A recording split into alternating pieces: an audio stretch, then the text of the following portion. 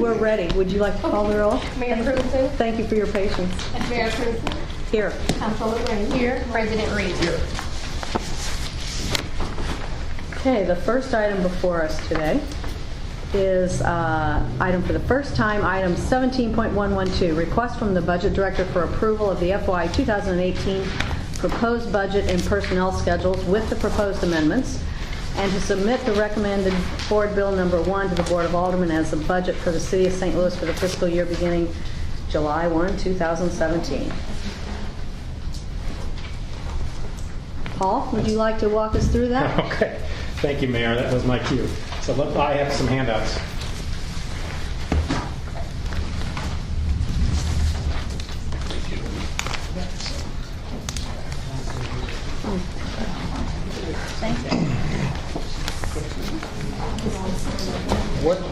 What you have before you, as you recall, when we made the budget presentation last week, we talked about finding additional funds for some funding priorities that we wanted to address. And so what this does is summarize some of the additional changes we've made in the budget in the last week, and tells you what the status is, and basically some amendments to the budget. There were about $1.7 million in additional cuts and about $1 million in revenue to address some of those items. And I'll just sort of walk through from this summary page. The detail is behind it in the attached exhibits. The first item, actually the first two items in the Department of Personnel, there were some promotional exams for the fire department and the police department, which are not necessarily going to be entered into next fiscal year. And so those were budgeted at $425,000 and $190,000 respectively. So those could be reduced from the Department of Personnel. Item number 3 in the City Councilor's office. This is actually just a move of one. The police unit attorney position moved from City Councilor to the police department. So that was actually not a cut. That's just more of a move. Citywide accounts, the assessor subsidy, there's a reduction in the assessment fund. When we reduce the assessment fund, we're able to reduce the subsidy that the general fund offers to the assessment fund. So that was a $20,000 reduction. Director of Streets, they're moving an additional position to Fund 1215, which is St. Louis Works, and they're cutting a position there. And they also have a reduction of $100,000 from the school crossing guards account, with the notion being that the public schools are going to be picking up that cost. That's a total reduction of $156,000. In the street division, we got a construction equipment foreman position they're cutting out, as well as a supply account reduction for $105,000 in cuts. Building division, 2 additional building inspector 2s and a building inspector 1. That's a $162,000 reduction. Neighborhood stabilization, or cutting the neighborhood improvement supervisor and neighborhood improvement specialist. That's those are 2 positions, and that's $125,000. In corrections, in the Medium Security Institution, MSI, they had some per performance monies, which they haven't utilized. They're reducing that, as well as their overtime. The same thing with the Justice Center. They're not utilizing their per performance fund and reducing overtime by $50,000 each.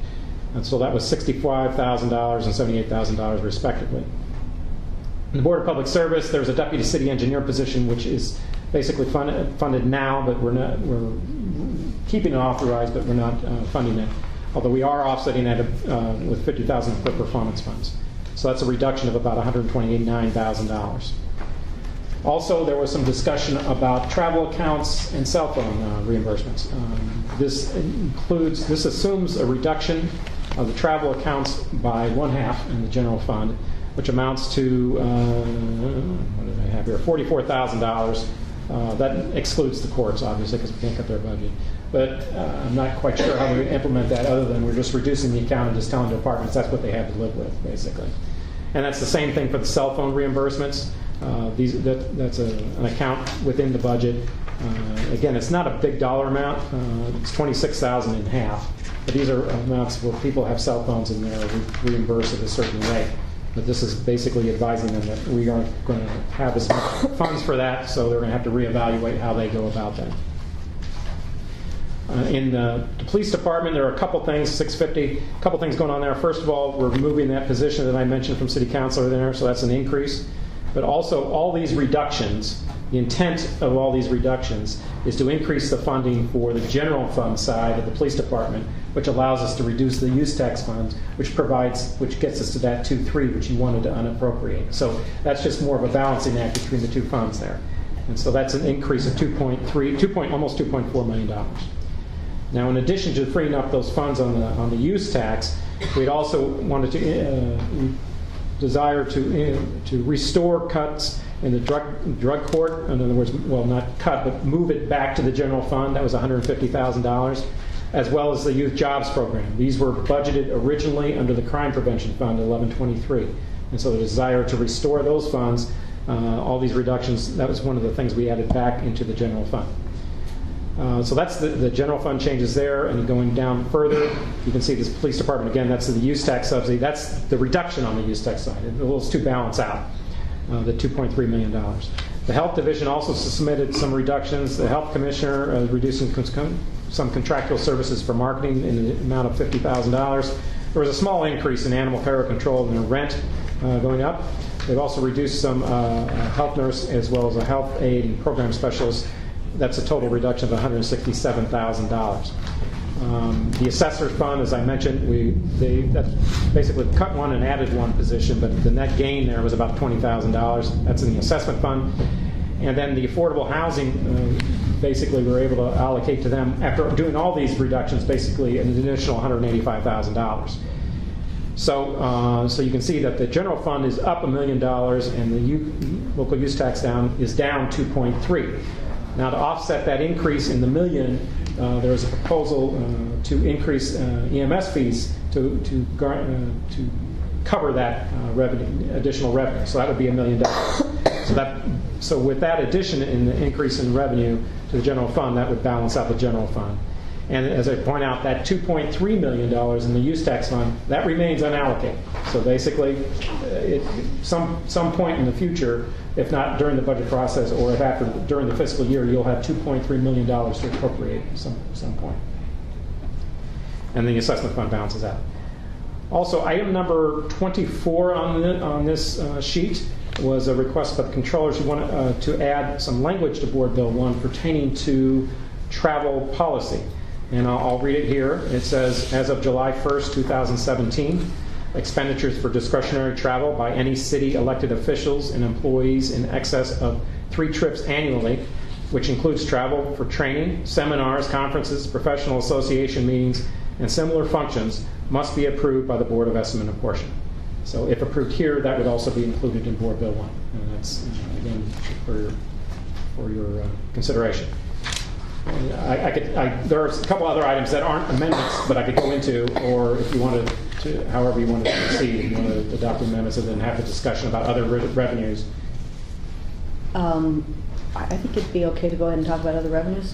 Yes. Two of you all right with that? Okay. Thank you. There were a couple, when we were going through this process, there were a couple other revenues that we wanted to sort of consider, but we're not in a position right now to incorporate them in the budget. And two of the ones that, well, actually there are 3 of them. One is not part of the budget. That in restoring recreation funding for capital, told that there was an existing fund balance in the community development block grant funds of about $500,000, which under its purview could be applied to recreation capital funding. So without even changing the budget, you could do that through a CDBG program change. So that would be how you would address that issue. And then there were 2 other additional fee revenues which require ordinances to be passed before you can incorporate them into the budget. One of them is a smaller one. It's the alarm fee. If you remember, alarm registration fee, which we passed in 2004. We set certain rates for that. It hasn't been adjusted since. If we adjust that for inflation about 25%, that would give us about at least $150,000 if we can incorporate in revenue. The second potential revenue source is a refuse fee increase. And in discussions with the mayor's office, they said we want to consider a $3 increase would produce $3.6 million and could be utilized to offset some of our refuse costs, particularly either the increase in the disposal we have in the refuse division or funding that the wards are putting out for buying refuse containers. And that would be another potential funding source. We would, of course, anything we do going forward relies on the ordinance being passed for that. And but that's basically what I've got on the list. Okay, thank you. If I could just make a couple of comments about this. One, thanks to everybody for working really hard on this. I thought it was really important that we restore that use tax money and not just kind of, absorb it into the budget. So this does that. I was also very interested in restoring ward capital money to the aldermen. That it currently is not restored yet. It is still in at a 25% cut.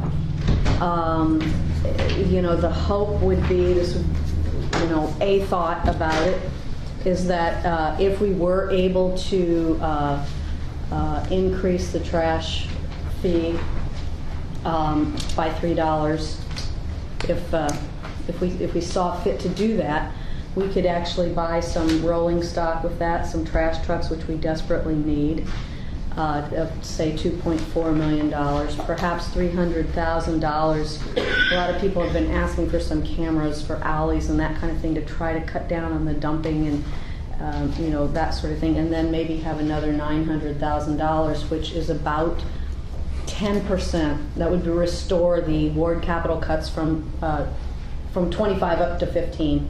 How we want to say that. They wouldn't be 25 anymore, it'd be 15. So if we were able to do that, that would be a plus. We are, and Paul can talk more about this, but we currently are using about $5 million of money out of general revenue to pick up trash. And none of us want to pay for trash, but it costs about $18 million and $19 million a year to pick up the trash, and we're collecting 13.5 or something like that. So that $5 million is coming out of general revenue, and if we need to do a better job, but we can't do a better job with no trucks. So that is the idea here, and I don't know if the Board of Aldermen will see fit to do that or not. That would be up to them. It would be a way to restore some of this, Okay. I think that if given the options between the Ward Capital Fund and an additional fee for trash, I think that I'm assuming that more of the aldermen will be motivated to do it. And I know that last session they were not at the end of the session at all. But here's another question. What's happening with the funds that we're getting back from recycling? How is that working? Where is that going right now? It's in the budget. But is it... we don't get a lot. You want to address that? There's more opportunities. So when we dispose of our trash, we pay about $32 and some cents a ton. Okay. All our trash over there. When we started this program in 2010, single stream recycling had a decent value. We were seeing $10, $20 a ton being paid to us. Since then, actually the Chinese quit recycling with much paper, and the value of that has gone away. So we're actually paying to dispose of our single stream at a rate of about $16 a ton. So the real savings is about 16, the difference between 16 and 32. Okay. That's the benefit we're seeing. Okay. And we're also a greener community if that buys you anything. It does. It does. Just not dollars. Yeah. But I do appreciate the fact your willingness to work toward restoring the Ward Capital Fund. That's really important. So I appreciate that. I've only been gone from there a week. Yeah. So I remember that. Yeah. So I had a question having to do with item 5, where we have the Director of Streets looking at $100,000 from the crossing guard for the St. Louis Public Schools. So my question, has there been a discussion with the St. Louis Public Schools so they can become aware of the potential loss and when the loss will occur so that they can be able to plan for it? We just started that conversation today. We were all working very hard on this through the night. And so the goal is that, they have about 20 schools. It's cost us about $5,000 a year for the 20 public schools that are on the list. and that we were gonna offer, if they came up with 100,000, we would actually manage it for them still, and still get it out. So it's an easy ask. We all know they received a pile of money recently, you know, and they have a lot of it. So we thought it'd be an easy way out. We also offer them the opportunity, if they want to eliminate them, we'll go out and teach their teachers or students how to do crossing, as a lot of schools do too. Okay, because I think it's very important that we would have the discussion so that by the end of this, our budget process, that we would have an agreement. So I agree with I'm that. glad that you started the conversation, but I would hate for it to come off as if we just snatched $100,000 from the schools. Like, you know, that wouldn't look good, wouldn't sound good, and wouldn't be good. Right. Yep. Yeah. That point was mentioned, they have summer Yeah. schools and that. And they're some only in participants. school now, I guess, for another month. I guess they're in there. This wouldn't go into effect till next year. I understand that, but they're only in school until like Oh, yeah. June, so we have to have the conversation well before September, before they get back. You're right. Otherwise, they get back in September and act like they didn't know anything about it. Right.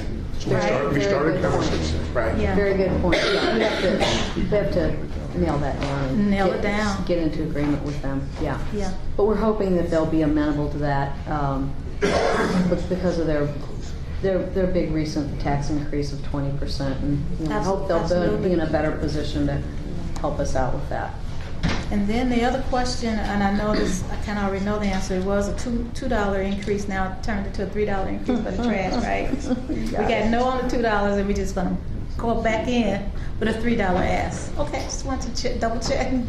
Must be you, Todd. I know it's you.